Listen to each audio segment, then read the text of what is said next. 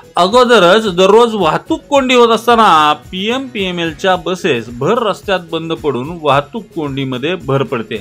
यामुळे कामाला जाणारे चाकरमानी असतील की शालेय विद्यार्थ्यांसह रुग्णवाहिका देखील या वाहतूक कोंडीत अडकून सर्वसामान्य नागरिकांचा जीव मेटाकुटीला आलेला आहे। यावर उपाय म्हणजे पीएमपीएमएलच्या संबंधितांना सक्तीने निवृत्त करा अशी मागणी सचिन नांगट यांनी केली आहे। वारजे माळवाडीमध्ये एकाच आठवड्यात 2 ठिकाणी 3 पेक्षा अधिक बसेस बंद पडल्यामुळे मोठ्या वाहतूक कोंडीचा सामना वारजेकरांना करावा लागला होता। या पार्श्वभूमीवर सचिन नांगट यांनी आपल्या भावना व्यक्त केल्या।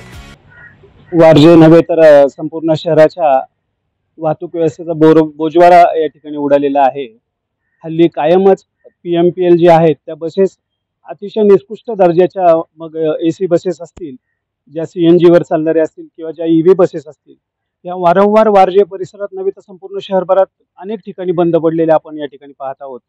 आणि माझी चेकमेट टाइम्स या चॅनेलद्वारे आयुक्तांना विनंती आहे, कृपया आपण आमच्या अडचणीमध्ये अधिक भर घालू नये आणि या ज्या काही आपण बसेस आमच्या भागात पाठवत आहात, एव्हाना संपूर्ण शहरभरात पाठवत आहेत, त्यांचा नीट मेंटेनन्स केला जावा आणि त्या वारंवार बंद पडणार नाहीत याची आपण दखल घ्यावी। ह्या नवीन बसेस बंद पडतात, यामागचं नक्की कारण काय?